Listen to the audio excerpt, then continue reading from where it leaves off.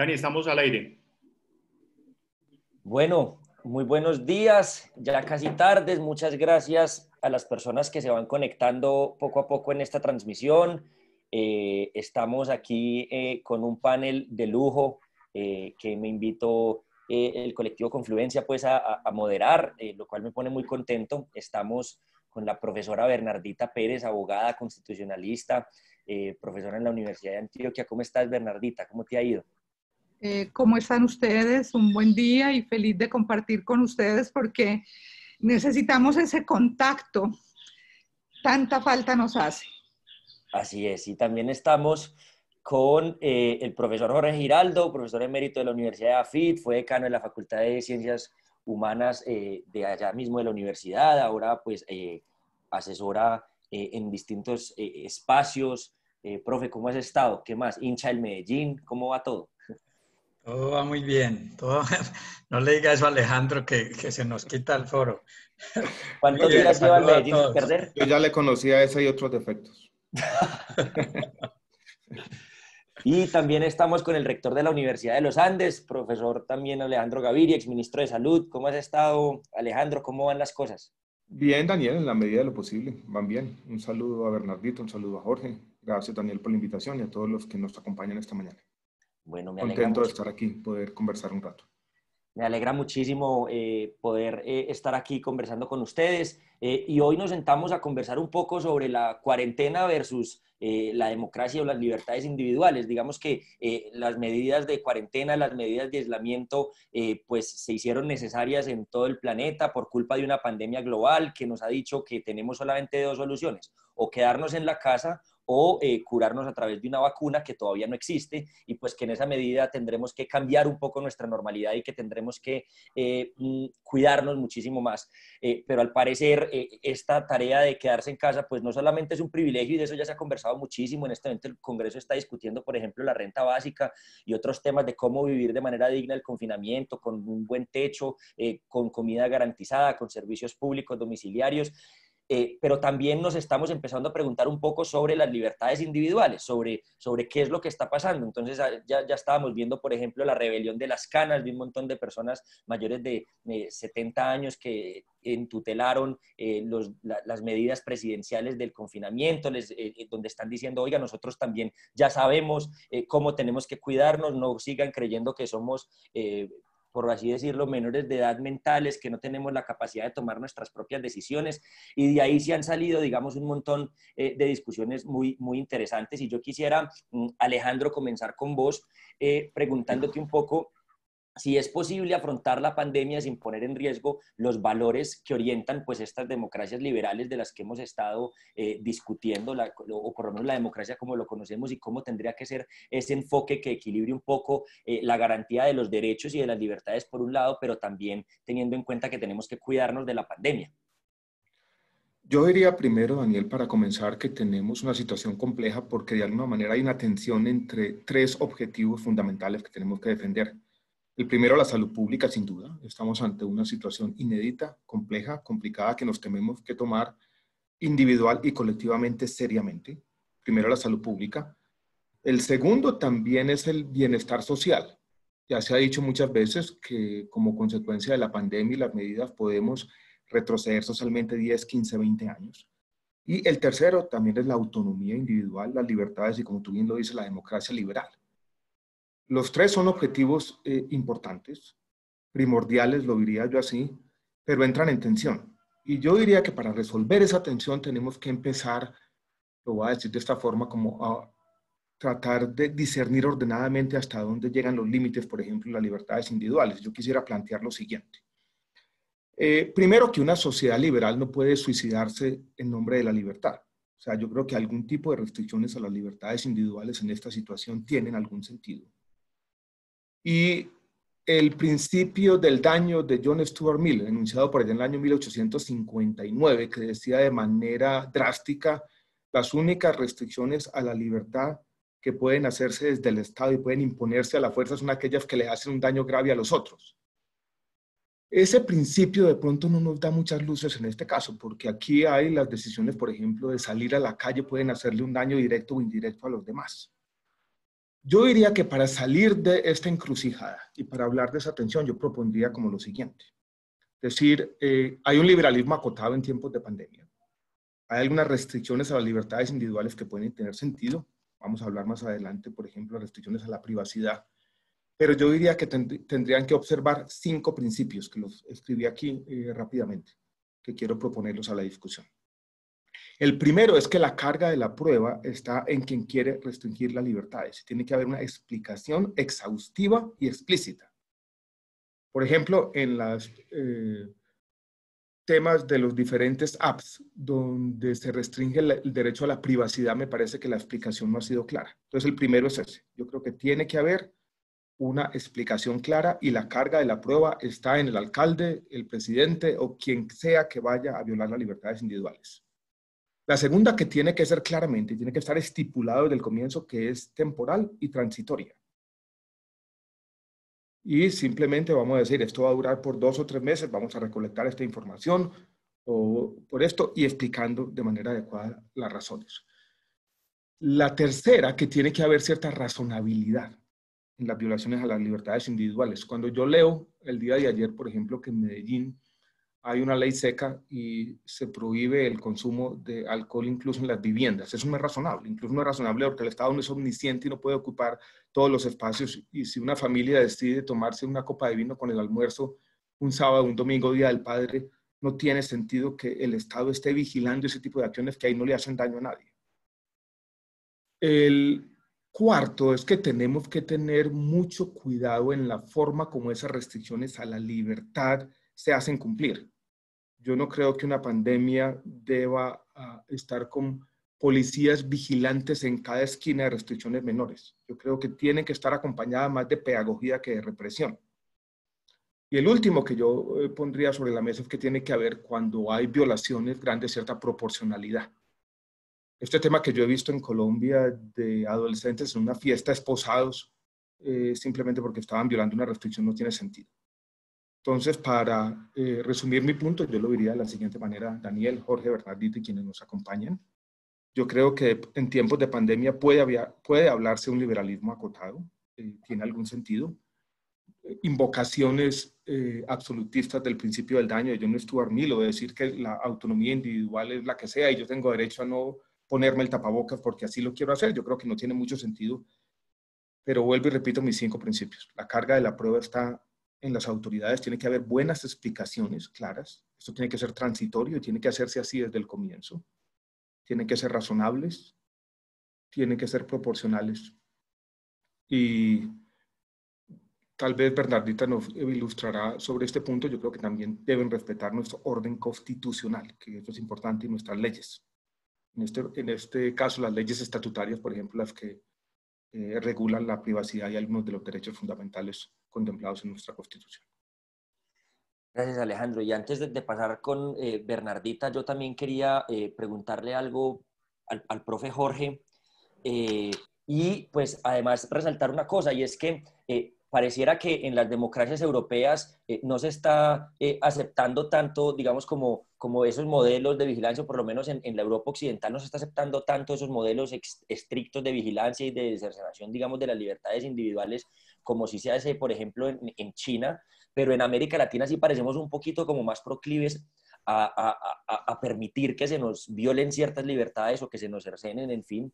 Y decía, profe Jorge, como un viejo adagio, que las crisis no hacen a las personas, pero sí revelan un poco de qué están hechas, ¿no? Y lo mismo yo creo que podríamos hablar que sucede de los sistemas políticos, y precisamente con base en esa reflexión yo preguntaría cuáles son esos grandes retos que tienen que afrontar las democracias, y una democracia como la colombiana o como la antioqueña o como la de Medellín para esta situación que estamos atravesando actualmente. Sí, buenos días. Yo lo que he venido diciendo recientemente es que la crisis del COVID-19 exacerbó y mostró el instinto autoritario de nuestras autoridades públicas y de nuestras autoridades privadas, ¿sí? Creo que las medidas del gobierno nacional no cumplen ninguno de los 5 principios que planteó Alejandro, menos cumplen aún los principios relativos al orden constitucional, sin metérmele al rancho a Bernardita. Así que creo que lo que tenemos hoy en el país es un estado de excepción no declarado, con medidas que se tomaron a partir de legislación ordinaria, amparadas básicamente en el Código de Policía, y esto generó una cascada de medidas adicionales de gobernadores, de alcaldes e incluso de administradores privados, los administradores de edificios, de unidades residenciales y de otro tipo de negocios.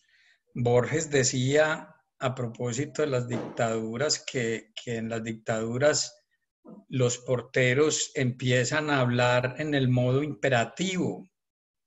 Y eso es lo que estamos viendo en 3 años, en estos 3 meses. Los porteros, los policías, los funcionarios municipales, todos hablan en el modo imperativo y actúan muchas veces también en consecuencia. Hay un séptimo principio, Alejandro, tal vez, y es que cuando se presenta una crisis y cuando hay que acudir a un recurso excepcional, todavía quedan los mecanismos de la política, no solo los de la pedagogía y los del derecho, sino los de la política.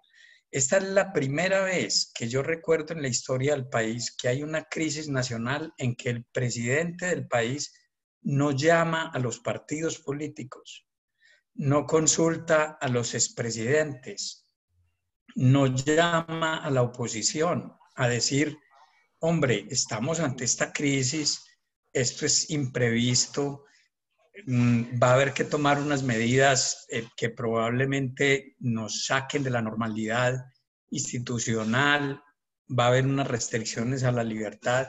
Busquémosle a esto un consenso o por lo menos un acuerdo político, digamos, que le dé confianza a la sociedad para entender esto.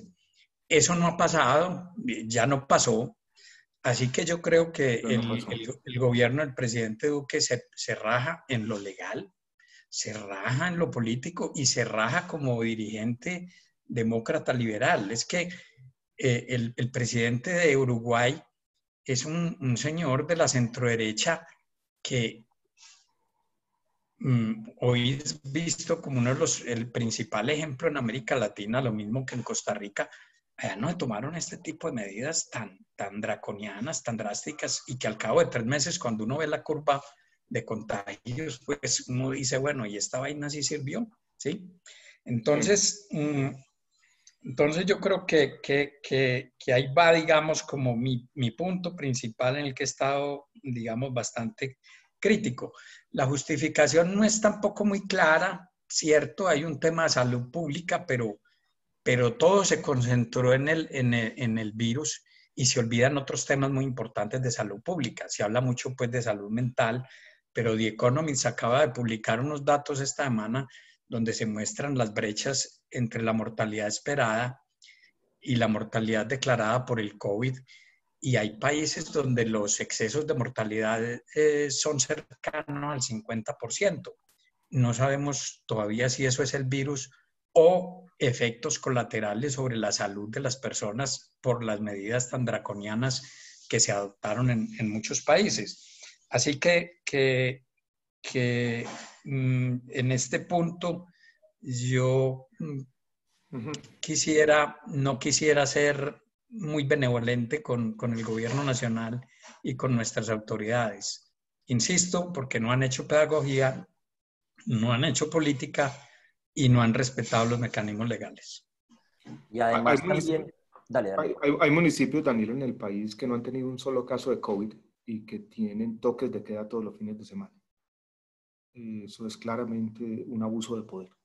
Y eso también tiene mucho que ver, hablando de esos consensos políticos, con, pues por supuesto, creo yo, comparto un poco eso desde la incapacidad del gobierno nacional de hacer ese consenso político con los otros partidos, pero también en algunos gobiernos departamentales y locales. Y lo mencionaba Alejandro, con municipios que no tienen COVID o unos municipios que han tenido una muy baja tasa de contagios, pero que no se ha buscado lograr un consenso político, sino que se ha buscado más bien es como la fórmula autoritaria de el alcalde o el gobernador es el que decreta las cosas. Bernardita, yo quería manifestarte como un temor que tengo, pero que creo que también tienen muchas otras personas, y es, ¿será que entonces esta normalidad o esta, digámoslo así, emergencia se nos va a volver en algo permanente? ¿Cómo vamos a hacer para que estas reglas, no tenemos una vacuna, no sabemos hasta cuándo vamos a tener que mantenernos con una realidad diferente, entre comillas? Y entonces, ¿cómo vamos a hacer, cómo nos vamos a asegurar para que esas normas temporales que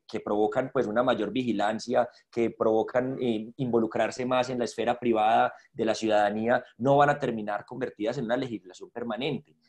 ¿Cómo vamos a garantizar, o sea, que en el futuro estas herramientas que no se pueden convertir en un dispositivo de vigilancia de por vida? Estamos viendo que algunos gobiernos están recogiendo datos de manera indiscriminada, sin explicar por qué necesitan esos datos, sin motivarlos en sus decretos, sin la publicidad necesaria. ¿Qué va a pasar en esos casos? Porque eso es, creo que un temor que tenemos muchas personas, y es el crecimiento del autoritarismo, pero no durante la pandemia, sino que probablemente se pueda incluso mantener.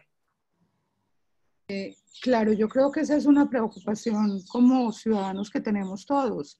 De hecho, nuestra historia política, nuestra historia constitucional, que más o menos podemos decir que data de 1821, razonablemente, nos acercamos casi a los 200 años, todas las constituciones, todas, sin excepción, han consagrado el estado de sitio.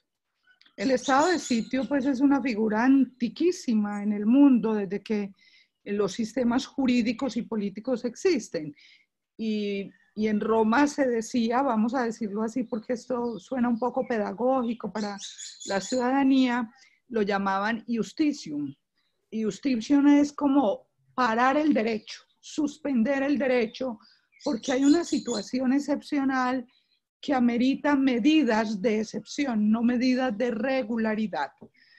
Esas medidas solo deben durar durante la excepción. Pero resulta que en Colombia tenemos 3 estados de excepción distintos: el estado de guerra, la conmoción y la emergencia económica. La emergencia económica, por su propia naturaleza, y esto lo copiamos de otros modelos, las medidas que se toman son de largo aliento. Las medidas, pues al menos las del presidente, ¿no? Me voy a referir a estas.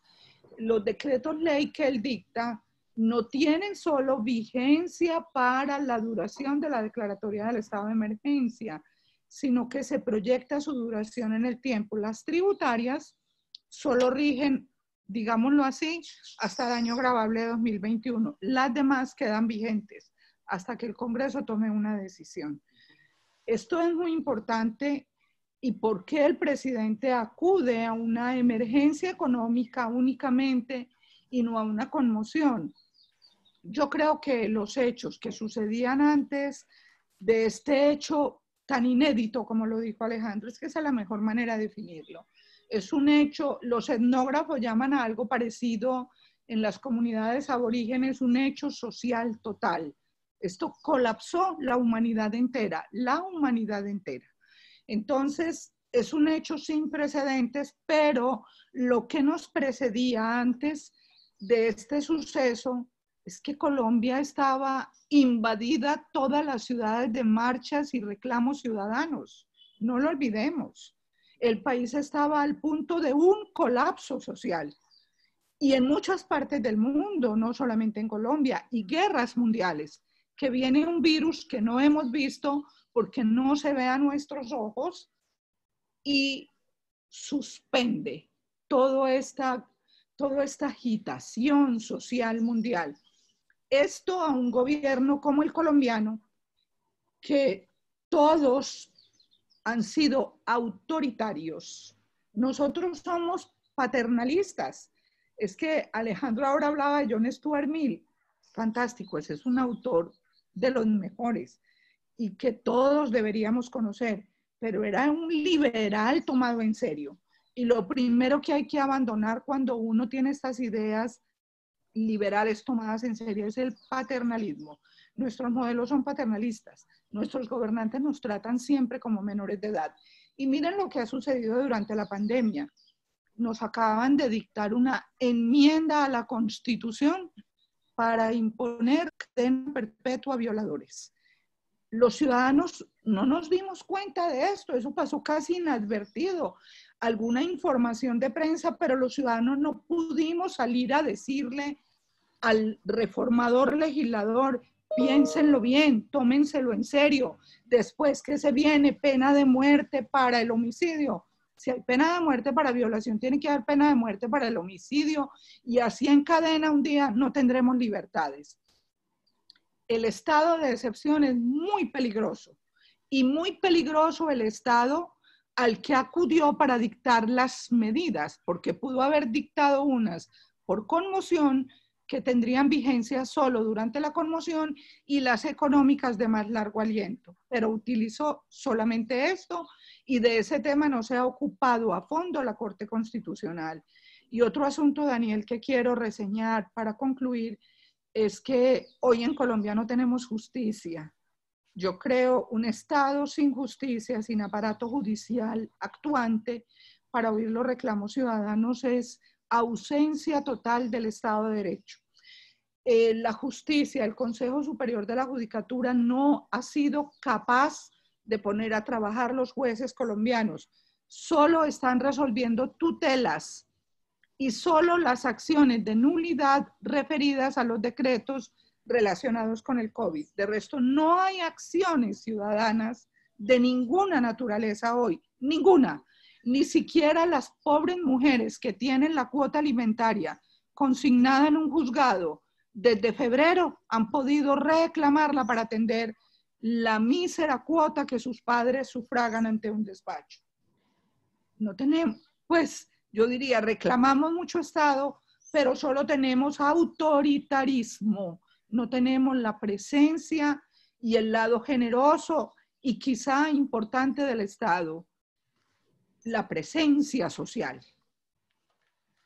Me recordás mucho, Bernardita, las cartas de batalla, ¿no? Este libro, pues, en el que nos hablan un poco de lo que hemos tratado de construir como sociedad, pero que al final se imponen mucho más esos autoritarismos y que al final es la excepción, la regla. Yo recordaba mucho algunos textos, por ejemplo, de Rodrigo Primi cuando defendía el proceso de paz, que decía que estamos en una situación digamos, diferente, que es la de un conflicto armado y que ante situaciones diferentes hay que tomar medidas un poco diferentes, como la JEP, en fin, pero pareciera que de verdad, en medio de todas las situaciones que nos han ocurrido como país, como nación, siempre la más fácil es poner el estado de excepción, siempre la más fácil es cercenar las libertades civiles. Y profe Jorge, quería ir con vos porque quería también uno a veces dice, no, es que somos un poco occidentales, pero las democracias occidentales han actuado muy distinto en medio de esta pandemia. Uno ha visto, por ejemplo, que Suecia no ha sido tan invasivo con las libertades individuales, que Noruega, por ejemplo, ya desmontó su plataforma porque era tal vez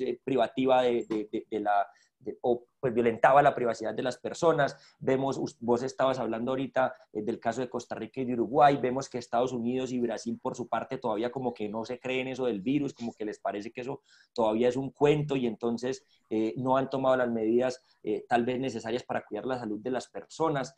Noruega decidió dejar pues de usar esas aplicaciones de rastreo. En Alemania se acaba de crear una nueva aplicación que pareciera que hace como un buen tracking de los contagios sin ser tan violativa de la privacidad. Profe, yo quisiera que vos me contaras un poco qué crees que hay que aprender de las democracias. No sé si has tenido como la oportunidad de hacer un medio análisis comparado, revisando las cosas que han hecho en otros países. ¿Qué deberíamos tener en cuenta en un país como Colombia? No, lo primero que quiero decir es que es muy sorprendente la poca capacidad de aprendizaje social que hemos tenido en los últimos 20, 25 años. Digamos, de temas de este tipo de epidemias se viene hablando por lo menos desde la aparición del HIV,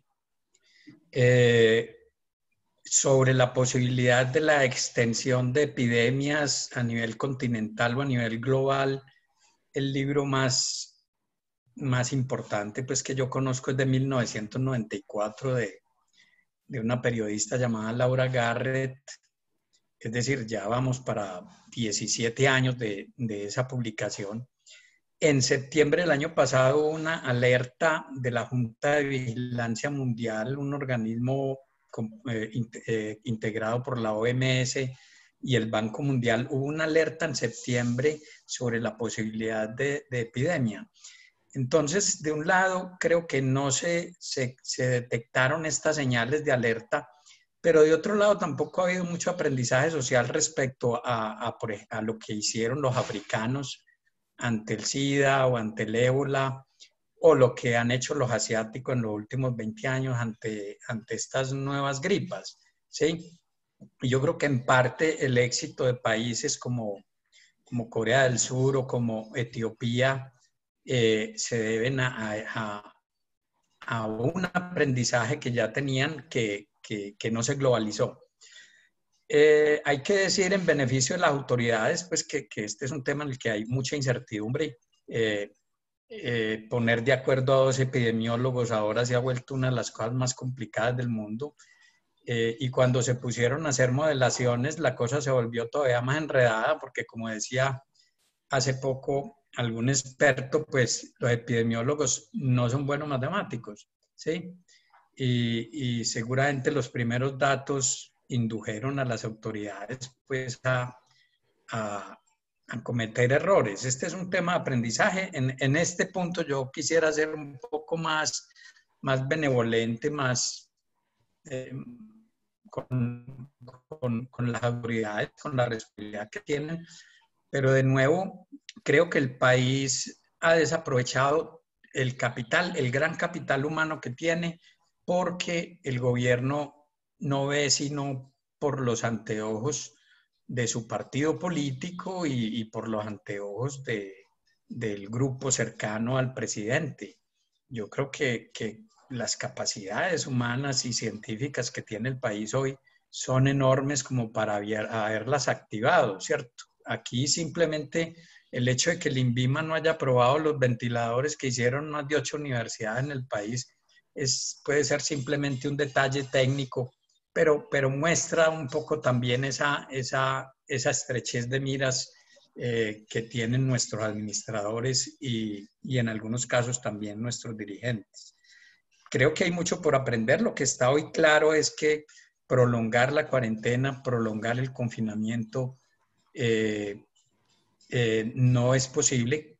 Ahora se habla mucho de confinamientos inteligentes, lo cual, por lo contrario, demuestra que el que acabamos de hacer no lo fue mucho, pero creo que el país tiene que aprestarse a abrir algo más que los supermercados.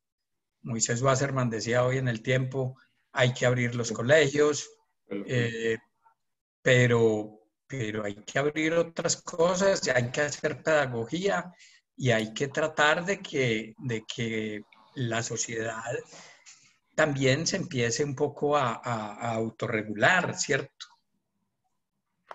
Hay que abrir más que los mercados y estamos haciendo como un poco esa reflexión antes de empezar ahorita este Facebook Live, porque no, yo les decía, oiga, entonces hoy día sin IVA y hay unas filas impresionantes en los supermercados. Yo vivo al lado del Éxito de los Molinos y las filas son impresionantes, pero no se puede ir a visitar al papá el fin de semana para darle un abrazo de Día del Padre, por ejemplo. No se puede uno estar en la casa con su papá, digamos, guardando, tal vez pues dándole un abrazo y dándole un beso seguramente, pero no haciendo una fila con 1.000 o 2.000 o 3.000 personas más que están ahí. Entonces es como que pareciera que los valores, no entiende uno qué pasó con la inversión.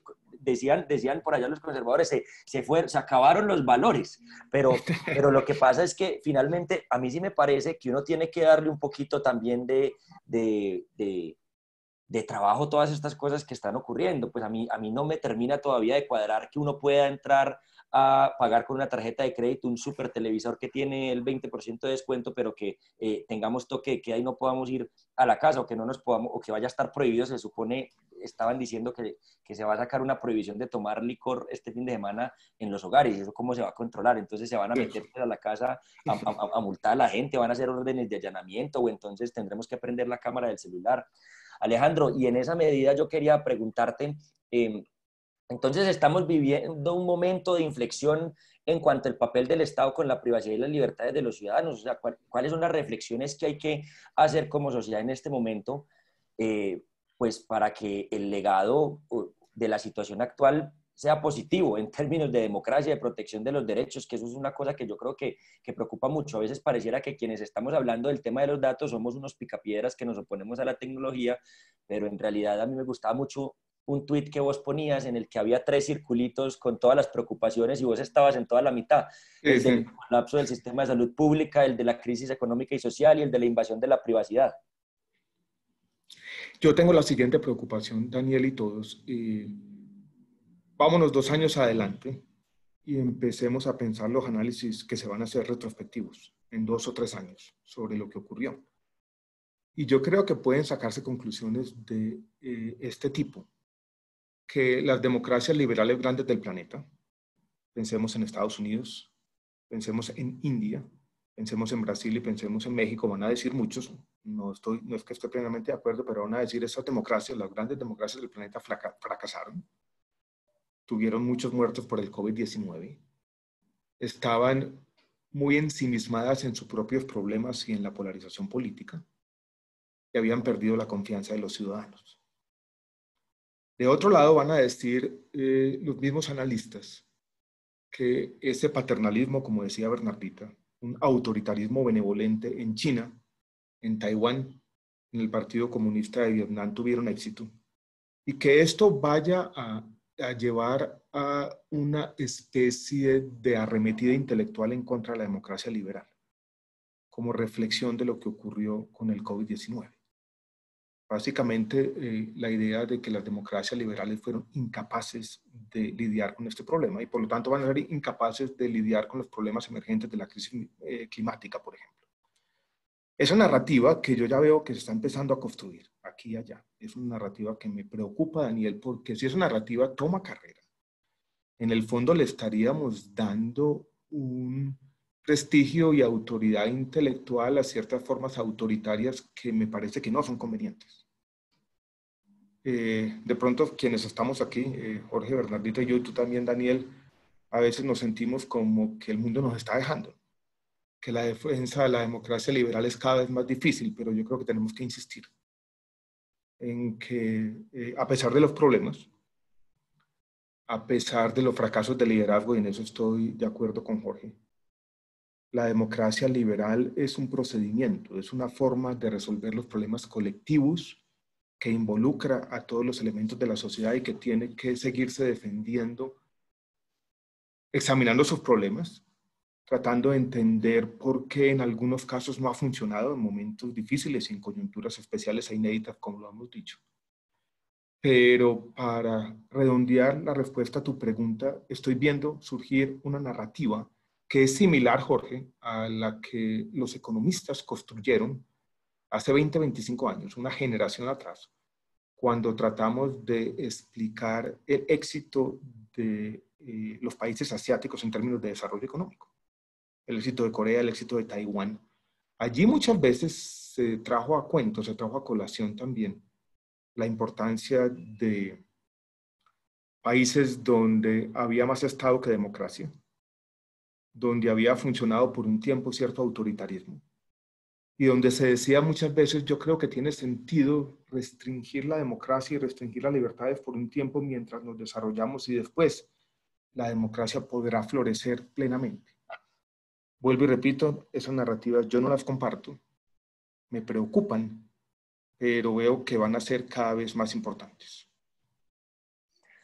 Bernardita, criticar está mal, porque es que hoy si uno critica al presidente o a los alcaldes o a los gobernadores, entonces uno no está siendo consciente de que estamos en una crisis y de que la situación es muy difícil. Hoy Criticar es cuando menos mezquino o por lo menos generar preguntas, cuestionar un desalojo, cuestionar una plataforma que puede violar la privacidad de las personas, cuestionar la hipoteca inversa. Oiga, ¿usted por qué no más bien es parte de la solución? Usted parece, es como tratando de poner problemas y usted parece contento con que le vaya mal al país. Y entonces lo que yo mucho me temo, y esa es mi pregunta, Bernardita, es, ¿será que entonces la sociedad civil se está debilitando en medio de esta pandemia? Porque hemos dicho mucho que tenemos una sociedad como muy pasiva, como que no opina, pero vos estabas mencionando una cosa súper importante ahorita y es, estábamos antes de la pandemia a punto pues de entrar en una gran discusión social, la gente estaba volcada en las calles, marchando, protestando, había una indignación. Hoy hay que parar la indignación, hoy salir a protestar está mal y pues por eso hay que mandar al ESMAD y hay que reprimir una protesta, en fin, y hay muchísimas discusiones alrededor de esto. ¿Tenemos una sociedad civil más debilitada tras la pandemia? Claro que sí, porque lo que se logra con estos asuntos, obvio, la pandemia, el virus, a todos nos ha asustado. Yo creo que nadie puede decir que no logró siquiera preocuparse y autoconfinarse. Es que de alguna manera el Ministerio de Salud, el confinamiento fue ordenado, fue por el Ministerio de Salud, no por una ley de la República ni por un decreto del presidente, al menos inicialmente. Nos autoconfinamos. Los ciudadanos entendimos que debíamos hacerlo. Lo que pasa es que ese es el momento inicial del miedo. La sociedad civil razonablemente estaba activa en Colombia. Yo estaba muy contenta con tanto movimiento social. Es que no podemos parar de cuestionarnos. Eso es lo único que no debemos dejar de hacer. Como lo dijo Alejandro, vendrán momentos muy difíciles en los próximos tiempos, pero sumamente próximos. Meses y años siguientes se van a legitimar poderes. He visto artículos flamantes de que hablan del caso de Corea del Sur. No, estos sí son el ejemplo mundial, los chinos. Y si nosotros los miramos con juicio, son modelos excesivamente autoritarios. En Colombia, ese brote social tan interesante lo opacó un virus, no cabe la menor duda. Pero también el Estado aprovechó, el Estado estaba ya agazapado, viendo cómo salirle a toda esa protesta social y se encuentra un virus que le protege y aprovecha el exceso de autoridad. Y entonces no podemos parar de cuestionarnos, Daniel, y esa es nuestra labor, hacer crítica y hacernos preguntas y de toda índole. Yo, por ejemplo, me refiero a una cuestión como estas. Hay un hacinamiento carcelario. Normalmente a los ciudadanos que estamos libres no nos preocupan mucho los que están privados de la libertad. Hay un hacinamiento carcelario miedoso y tenemos personas muy vulnerables al contagio privadas de la libertad. Y al presidente, de la mano de su fiscal, que es una estafeta suyo, porque no es un poder independiente, solo se les ocurre dar, digamos, prisión domiciliaria a algunos delincuentes referido a algún delito. Teníamos que dictar una medida en pro de la vida de los privados de la libertad. Es que también ellos tienen derechos. Y esto no se hizo así, y este no es un tema que se ha debatido fuertemente en el país, porque también nuestra opinión está limitada. Las medidas del alcalde de Medellín, pues qué pena, pero ¿cómo se le ocurre a nuestro alcalde proponer una ley seca aún en mi casa? Es que como los ingleses, mi casa es mi castillo. Ahí no se mete nadie. ¿Cómo se le ocurre a un tipo que yo entendía que tenía una formación plural y demócrata? ¿Cómo se le ocurre crear una plataforma como la que hizo Medellín Me Cuida, donde, como lo he dicho yo hasta jocosamente, pues burlándome de la plataforma en el sentido más cómico, reír para no llorar? Lo primero que me preguntan es que si soy prepago, que si yo pago los servicios públicos pre o los pospago. Que yo digo, uy, una chica lee eso y de entrada y dice prepago, qué susto. No, pues eso que tiene que ver con la pandemia. Se han excedido de autoridad y no tenemos quien controle ese exceso de autoridad, porque bueno, el profesor Jorge Giraldo es muy experto en el tema. Para eso son los jueces, para contener la arbitrariedad, pero no están funcionando. No, yo a veces pienso, no será una manguala, piensa mal y a veces aciertas, una manguala entre el poder ejecutivo y el poder judicial. Cerremos estos poderes y que reine la arbitrariedad del ejecutivo, porque como ustedes ya lo dijeron, no oyó a nadie, solo se oye a sí mismo y sí mismo es su partido político. Bueno, el profe Jorge Giraldo empezó dándole palo al gobierno y después pasó en la segunda respuesta a ser más benevolente y hablaba de los epidemiólogos y decía que es muy difícil pues hoy poner de acuerdo a los epidemiólogos. Y yo quería hacerles una pregunta para los tres, muy corta, de respuesta muy corta, pero antes voy a decir que nos está escribiendo Luz Elena Restrepo Ortiz, un saludo de salud para todos y todas. Ana María Jaramillo, qué buena conversa. Marta Ramírez, saludos. Ana Lucía Misas desde el municipio de Yalí. Marco Restrepo, saludos de Marco y Clara Restrepo. Blanca Inés Jiménez, muy buen espacio de análisis. Hay muchos comentarios de felicitaciones y que les está gustando mucho el conversatorio. Me alegra no haber caído mal allí, pero en las preguntas. Pero yo quería hacerles una pregunta. Entonces, con ese abrebocas de lo que les decía, retomando las palabras del profe Jorge, diciendo, bueno, es muy difícil poner de acuerdo a los epidemiólogos, eso significa que con base en la evidencia disponible, es muy difícil tomar decisiones. Es muy difícil tomar decisiones en medio de esta situación, en medio de esta coyuntura. La pregunta es, ¿ustedes creen que es posible tomar decisiones que protejan el sistema de salud, que nos protejan de la debacle económica y que protejan la privacidad de las personas y que no aumenten los gobiernos autoritarios? O sea, ¿creen que aún en medio de una pandemia global eso es posible? Y yo quería comenzar con vos, Bernardita, como esta última ronda de preguntas. Tienes el micrófono silenciado. Sí, claro. En medio de esto tan difícil, lo primero que se me ocurre decir es que en medio del caos que reine la inteligencia. Y claro que hay remedios y hay puntos medios para acordar. El poder del Estado está siendo arbitrario y excedido en las libertades ciudadanas. Porque claro, vamos a suponer un Rudolf Holmes que reclama por una tutela el hecho de no poder circular como los demás ciudadanos porque él tiene más de 70 años. Él dice, yo no tengo el virus y yo ya no soporto este confinamiento y yo corro mi riesgo personal. Para poner un ejemplo, ¿cómo debemos resolver una situación de este tipo de personas? Como debe ser. Esas personas tienen un ámbito de libertad y de decisión para decir, me confino, me mantengo, me resguardo más o corro algún riesgo porque también es mi supervivencia. Pero el Estado resuelve por nosotros. Creo que es hora de que el Estado se preocupe más de resolver temas sociales y económicos. Nuestra sociedad, nuestra gente se está muriendo de hambre, se está enfermando mentalmente. Necesitamos un sistema de salud activo. Necesitamos volver a llevar a los estudiantes. Según entendemos, los niños no se contaminan en principio. ¿Por qué entonces cerramos las escuelas?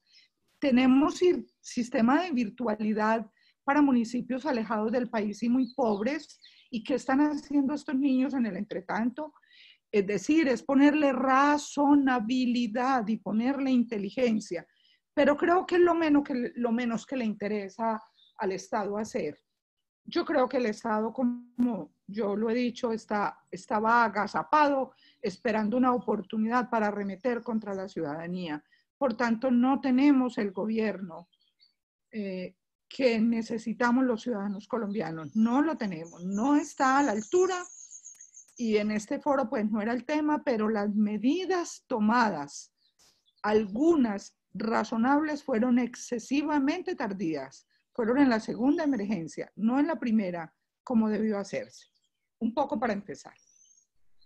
Profe Jorge, ¿es posible encontrar un punto medio entre tantas preocupaciones que hay en este momento?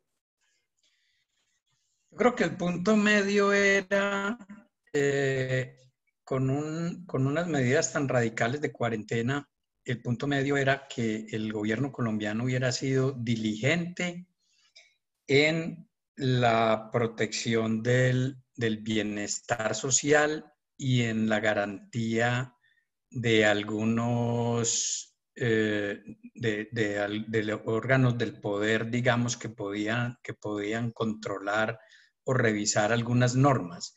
Eso no se hizo.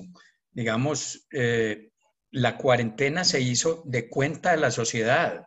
Los empresarios, los pequeños empresarios, los medianos empresarios tuvieron que cerrar sus negocios, todos nos tuvimos que ir para la casa y el gobierno básicamente, las medidas de alivio que tomó fueron tardías y hasta hoy han sido mínimas. Entonces, están haciendo una cuarentena de cuenta nosotros. Y el Estado tiene que velar por el bienestar social de la gente, ¿sí? Entonces eso no es simplemente enciérrese y a mí no me importa qué pasa con su negocio, a mí no me importa qué pasa con su trabajo, a mí no me importa qué pasa con su forma de ganarse la vida, ¿sí? Yo pienso que ese era el punto de equilibrio durante la cuarentena, es decir, durante los primeros 40 días, que era pues la medida primitiva pues que se puso en Venecia en el siglo XVI, dicen los historiadores, pero que yo que soy un ateo cristiano la recuerdo desde el libro del Éxodo, ¿sí? En el libro del Éxodo, o sea, la cuarentena es tan sofisticada como el libro del Éxodo de la Biblia. Si a vos te dicen, te vas para la casa, igual te tienen que decir, bueno, te vas para la casa y mientras tanto vas a comer y vas a vivir así. Yo he planteado, y los abogados me dicen, yo no sé nada de regulación de servicios públicos. Hombre, un pequeño comerciante, ¿por qué va a pagar la tasa básica de servicios públicos con el negocio cerrado? ¿Sí?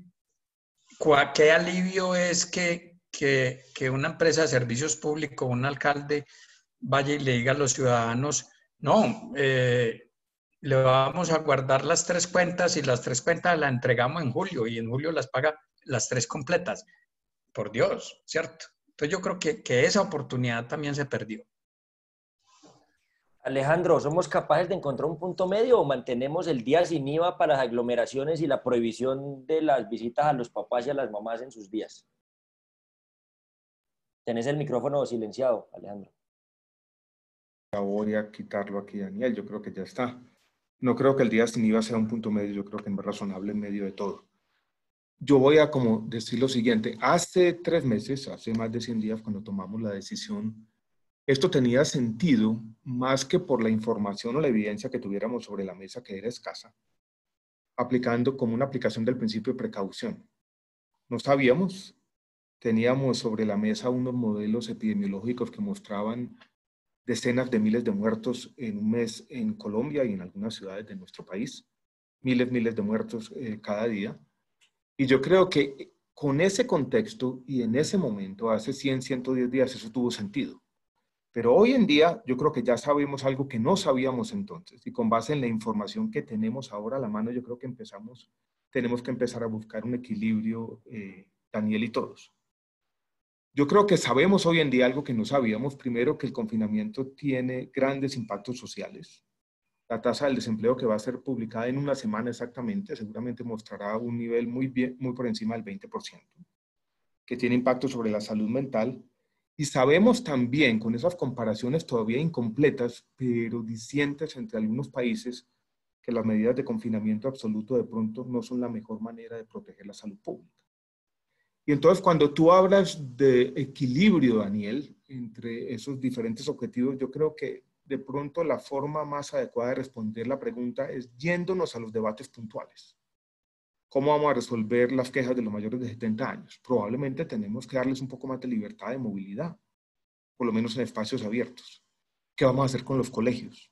Donde se está planteando una especie de cargas intergeneracionales de la forma como estamos combatiendo esta pandemia y un costo muy grande, tal vez irreversible, en los niños, niñas y adolescentes. ¿Cómo vamos a afrontar ese debate y cómo vamos a generar confianza para que los grandes perdedores de esta crisis no sean los más jóvenes? ¿Qué vamos a hacer con la apertura de la economía y cómo vamos a generar unos protocolos más o menos razonables? Mi visión de la evidencia en este momento es la siguiente, Daniel y todos, que si uno evita aglomeraciones, evita las interacciones en espacios cerrados de mucha gente sin ventilación, si todos nos ponemos el tapabocas, si hay pruebas aleatorias en las poblaciones de alto riesgo, si hay controles en las cárceles y hospitales, si hay controles en ciertos espacios cerrados como las plazas de mercado, podemos empezar a tener una vida económica razonable que permita disminuir los efectos sociales y controlar este problema emergente de salud pública. Seguramente vamos a tener escenarios asincrónicos en el país. O sea, no es lo mismo el problema hoy en el centro del país que en la periferia, no es lo mismo en la zona cafetera que en la región Caribe, no es lo mismo en Medellín y en Bucaramanga que en Barranquilla, Cartagena y en la región pacífica. Probablemente ese margen de razonabilidad, ese equilibrio, pasa por tener también medidas diferenciales en el territorio. Lo que sí tenemos que rechazar de plano es tal vez con lo que empezamos la conversación. Ni los toques de queda, ni los abusos de poder, ni la represión policial son medidas eficaces para combatir un virus. Yo creo que ese tipo de restricciones que están empezando a surgir, que incluso no solamente tienen como justificación el virus, sino, por ejemplo, en Medellín se dijo en el Día de la Madre que había toque de queda porque históricamente había muchos muertos en el Día de la Madre. Nos muestra un poco la preocupación tuya, Daniel, de que estas medidas entonces vayan a extenderse hacia el futuro con argumentos de salud pública que en el fondo son un disfraz conveniente para ese autoritarismo. Esa no es la forma como una sociedad decente conduce sus asuntos. Y yo creo que en eso, este tipo de conversaciones son importantes porque en el fondo yo soy pesimista en un aspecto de las sociedades humanas. Y es que las sociedades en general no tienen muchos mecanismos de defensa contra el uso del poder abusivo. Y la libertad es un gusto adquirido y caemos muy fácil en equilibrios autoritarios. Por eso la labor que tú estás haciendo, Daniel, en el Consejo, y por eso levantar la mano y criticar, y por eso mantener los pesos y contrapesos institucionales. Y por eso decir una y otra vez, como lo dijo Bernardita, la Constitución no se ha delegado y tenemos que seguir obedeciendo las normas de interacción que nos hemos dado como sociedad, es importante. Entonces, en este caso, Daniel, alguien tiene que llevar la contraria. Muchas gracias, Daniel. Tienes razón en esa, pues me gusta mucho ese análisis y yo les prometo que es la última pregunta. Y es ya como el test para que la gente comente duro en las redes. Y es, díganme, una o dos medidas absolutamente absurdas que se hayan tomado en el marco de esta emergencia que ustedes quieran resaltar especialmente. Si quieres empezar vos, Jorge. Una de las principales, una o dos medidas municipales, departamentales, nacionales, que te parezca muy absurda y que no soporte un test de constitucionalidad o de proporcionalidad. Bueno, no, esa es para Bernardita, con los test de constitucionalidad y de legalidad. No, a mí medidas absurdas, digamos, en el orden municipal hay muchísimas. Esta convergencia de ley seca, toque de queda y cuarentena. O sea, vos estás en cuarentena, entonces ¿para qué poner un toque de queda? Claramente ese es un delirio, pues, ya con el control.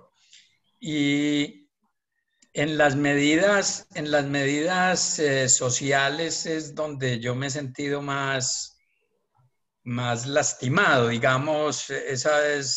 Mi principal preocupación ahorita son las libertades y el bienestar social, y yo creo que las medidas iniciales que tomó el gobierno nacional de endeúdese, que no le vamos a cobrar ahora, gaste, que le vamos a pasar la factura las tres facturas juntas dentro de 2 meses.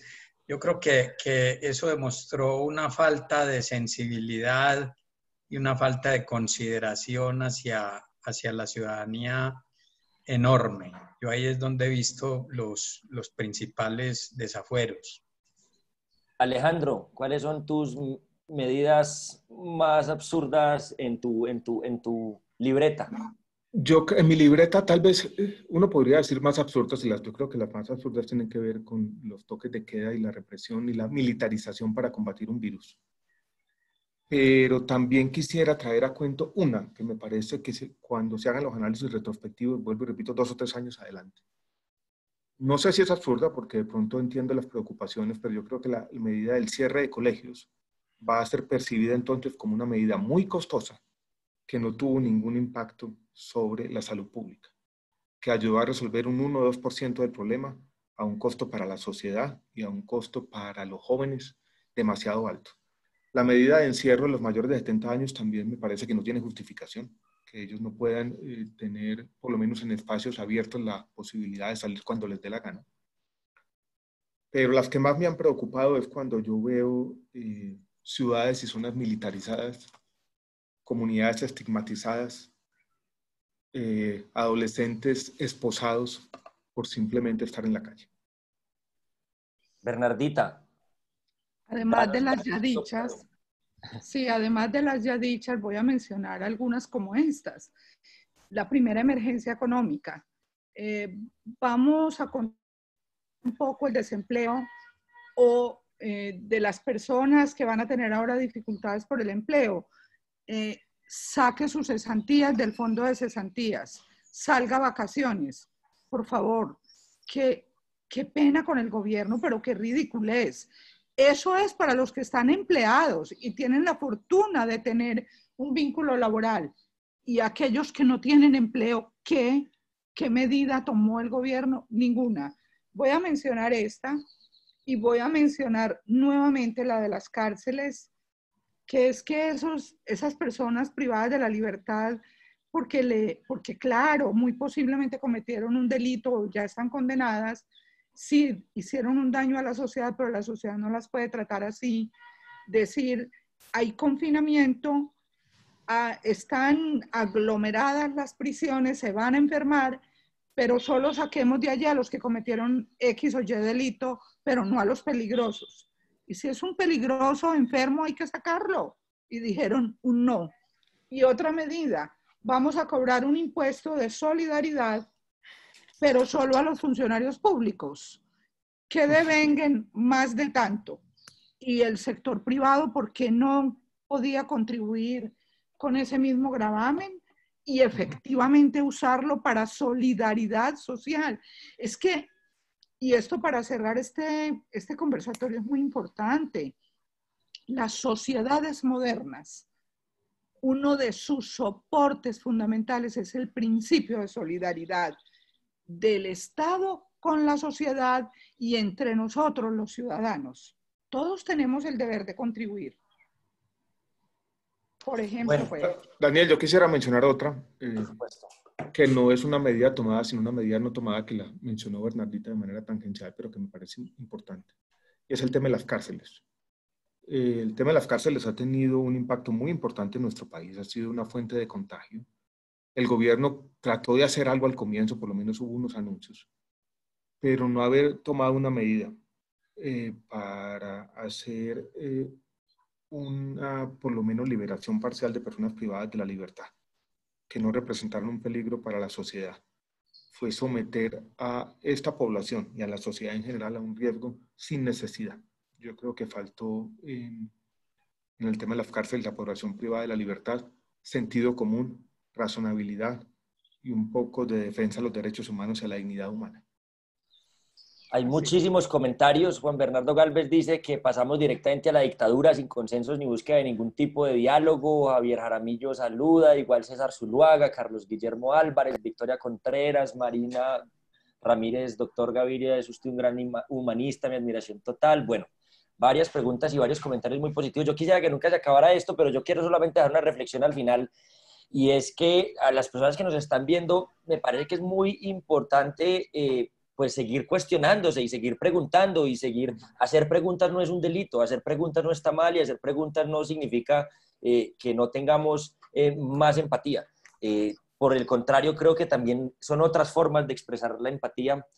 Y bueno, me quedan muchos aprendizajes de las reflexiones que ustedes hacen. Yo les agradezco, Jorge, Alejandro, Bernardita, por esta conversación tan interesante. Sé que tienen 1000 cosas más, pero muchas gracias por haber aceptado la invitación. Les mando un abrazo muy grande desde la distancia virtual, de esos que no se pueden dar, pero sí se pueden dar. Ya nos los daremos. Un abrazo para todos. Un abrazo. Bueno verlo, Jorge y Bernardita, y nos veremos pronto, ojalá. Nos vemos. Chao. Chao. Feliz puente. Hasta luego. Chao. Bien.